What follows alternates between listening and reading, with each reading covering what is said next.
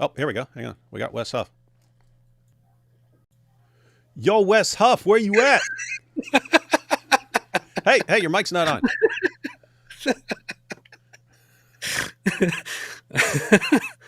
Hey, so Wes, you going to break down canonization for us? Yeah, so basically, what I was talking about when I was on Andrew Schultz is that there are.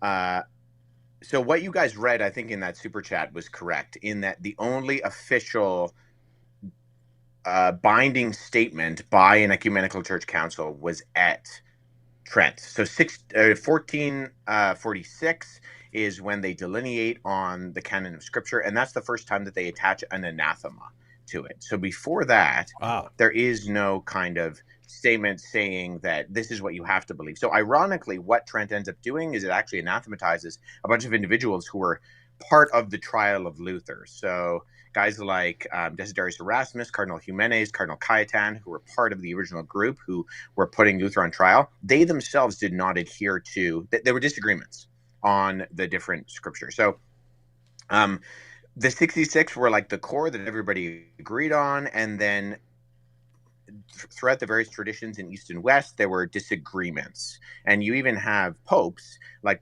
Gregory the Great, who wrote a commentary on Job, who says that Maccabees is good for reading, but it is not inspired scripture. And so there's a difference between this idea of a canon that is for edification and a canon that is inspired scripture. And that's always the disagreement. Where are the dividing lines between those two groups? There's an excellent book written by a friend of mine, Dr. John Mead, called Early Christian Canon Lists, and they go through a lot of this information. So if anybody's interested, it's not necessarily an easy read, but Early Christian Canon Lists by Dr. John Mead and Ed Gallagher is the kind of book that goes through all that information and goes through the canons one by one, including some early Jewish canons, and talks about, okay, why do all of these differ? And then what is the evidence for sort of the earliest and most reliable ones. So I personally would say that the Protestant reformers got it right, but I also grant that there is historical precedence, even though I disagree with it, for other lists within both the Roman Catholic canon, the Eastern Orthodox canon, and then the Ethiopian canon even has, like, I think it's 84. So they have a whole bunch more. Mm-hmm. Interesting. So you're basically saying you have you could make a case. You fall down on the side of this particular case, but you understand different cases can be made for different collections. Yeah, and so that's why the whole conversation of like, well, Luther took these books out, or the Catholics put these books in, I think is really, it's not fully understanding the situation that was going on, even during the Protestant Reformation, because some of the first debates of the Protestant Reformation between guys like Luther and Erasmus, Erasmus agreed with Luther on the canon. He just disagreed on, the freedom of the will versus the bondage of the will. So that really wasn't necessarily even the conversation. And you go back to people like Jerome, who advocates for the 66, or even Melito of Sardis, who advocates for the 66 even earlier than that in the 2nd century. But you have all of these canon lists that are put throughout. So usually the list that's kind of put, there's some sort of fuzziness with the Council of Rome because it's a local synod. It's not an ecumenical council. And so they put out a list, but then there's even some historical messiness with the Decree of Damasus, which is the list that comes out of that. Is it actually from that council, or is it a later accretion that's then read back onto it? So ideally, you try to stick with the most historically reliable primary sources. So my question was so there were councils where lists of the books were given, and the deuterocanonical or apocryphal books were included in the lists. I understand now that when we say that at the Council of Trent, this is dogmatically affirmed. Prior to this, we don't have quite the same level of ecumenical or dogmatic affirmation and all that. But what would exactly be technically, practically, the difference or the lack of significance, if you will, of, for example, a list of books issued during these councils in the first centuries, in the fourth century, would that not be considered binding? Would somebody who comes along later and presents a completely different canon be considered in their right to do so up until Council of Trent? Um, Yeah, it's a good question. I think ultimately what they're doing is they're providing lists of the resources that they themselves are deriving kind of their faith and practice from. But there's a differentiation in the levels of that, that some of the books are useful and are for edification practices and are recognized throughout the church for the purpose of like the encouragement of the saints. And then there are a list of books that are inspired scripture. So I think if you were to go back in time and talk to individuals at said councils when they provide said lists and say, well, then you're saying officially these are the books of inspired scripture, no more, no less, I think they would be very uncomfortable with those sorts of statements.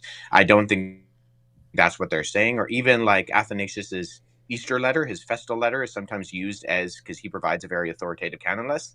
And I think if you were to go back and ask Athanasius, is what you're doing like you putting the final stamp on those books? I think he would be like, no, that's not what I'm doing. But these are the books that I am using as kind of, this is the Christian authoritative literature that we reference from. And this is especially true when you look at some of the earliest manuscripts. You may have heard of the Sinai Bible, Codex Sinaiticus, where My the favorite. Famously. that the very famous. In fact, I have a facsimile back on my. So like the Codex Sinaiticus includes a number of books that nobody thinks are canon today. The Shepherd of Hermes and the Epistle of Barnabas, and that's not because they thought it was scripture. It's because people would have thought of these kind of official codices, these books, as including scripture, but like we think of a Bible in like the single volume today as the Bible. But in the past, they would have thought of the scriptural books as independent written documents, and they would have thought of like Codex Sinaiticus as including scripture rather than that whole kind of volume being scripture itself. Yeah, I've heard. I don't remember who said this, but I heard years ago. Basically, the some of the dispute is, what do you view the canon as? Is it a list of authoritative books, or is it an authoritative list of books? So is the authority in the list of the canon, or are you just saying here's a list put together by us, but it's a list of books that are authoritative? And it seems like now we're thinking mainly in terms of this is an authoritative list of books, whereas for a lot of the history they're like, okay, well here's our list of books that are obviously authoritative, but there are some disagreements along the way.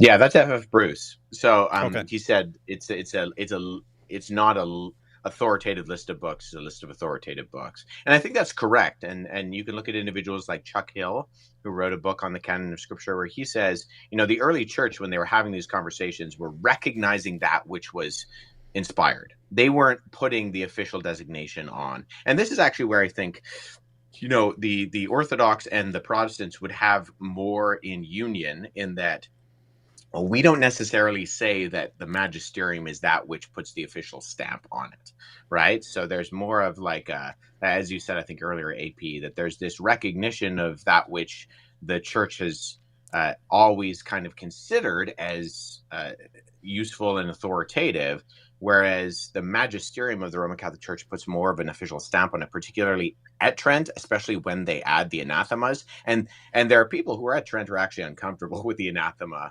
being listed with it, because then that damns people. I mean, it arguably damns Jerome, right? So that's complicated in that sense if you're retroactively reading that back onto individuals like that. But also, so Chuck Hill uses this illustration where he says, if you were to go back in time and you ask the early church, why did you choose Matthew, Mark, Luke, and John? They would look at you strangely and they would say, I don't know what you mean choose. These are the books that were handed down to us from the apostles. It's like asking the question, why did you choose your parents? You didn't choose your parents. Yeah. So funnily enough, I only you probably saw I basically learned this as we were speaking here. It's basically. But so The idea generally in Christianity, traditionally and historically, is that this is the Bible. This is the way we have received it from the Church, and this is how we continue it. It is then only the Catholic Church that in the that at the Council of Trent very, very firmly says this is what it is, and we don't accept anything else. Pretty much. Yeah, admittedly, I don't know too much about what kind of the Eastern Orthodox or the Oriental Orthodox. Isn't that funny? Oriental means East, and yet they're different groups. I think about the same thing very often. Yeah, pick a word, guys. Pick a word. Yeah. But admittedly, there's a blind spot there for me in the sense of like I know far more about the councils of the Roman Catholic Church in terms of the official designations on that than I do about the Eastern traditions.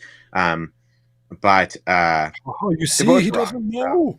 Yeah. So just to clarify, two things. One, Wes pointed out he drew attention to what we have here, namely the Protestant Eastern Orthodox Brotherhood Club. So you're saying, hey, we're all on the same page in viewing the canon as a list of authoritative books.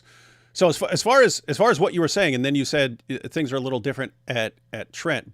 So beforehand, it just would have been very common to view these as the canon lists as lists of authoritative documents, and then at Trent, it's now we're making this an authoritative list of Christian texts. So we're changing. We're switching from list of authoritative books to authoritative list of books. We're settling this. Yeah, and I think arguably before Trent, there would have been no one official Roman Catholic Bible in that sense that they would have all agreed upon. And then you have, like I said, popes who would have disagreed with various kind of breakdowns of that. But part of this is because the Christian faith is far more of a conversation in that regard than something like Islam, right? Like Islam has this formal authority that's top down, and there's, with the Uthmanic recension, far more of a control factor that plays into that. One question that I have about, just to clarify all of this, I think it's pretty much clear, but so when certain people come and now say that Martin Luther removed books from the Bible, to my understanding, what I understand now from this whole conversation is that if it wasn't for the Council of Trent, this accusation that Martin Luther actually removed books from the Bible wouldn't make much sense, or wouldn't be a very solid accusation. Well, if the accusation applies to Luther, then it would have to apply to a number of other very key figures in the Roman Catholic Church at the time. And so they agreed with Luther at least on that point. And then it's in the Counter-Reformation when they really come down strong on the Protestants, because there's a conversation going on, but really, so the Counter-Reformation starts in 1545, and the first meeting is in 1546, but by 1555, it's basically a done deal. The Catholics and the Roman Catholics and the Protestants are not agreeing on those things. And so after that, they're more talking about what is Catholic practice going forward, rather than, how do we flesh out the details and try to make more of a unification between the Protestant movement, which is growing, and the Roman Catholic Church, which is seen as the established faith at that point in the Roman Empire, Holy Roman Empire. Now I get it. Now even AP understands something. What's that? We've got some. Now I understand. Oh, go ahead. I have to. Luther. Sorry, go ahead. Go ahead, AP. Go ahead. Now I was just going to make a joke about how the Holy Roman Empire is neither holy nor Roman nor an empire, but yeah. Yeah. Discuss. But go ahead. You were saying something. No, there were representatives from the Eastern Church that Luther actually met with, and said that the Eastern Church had far more affiliation with what he was doing than the Western Church.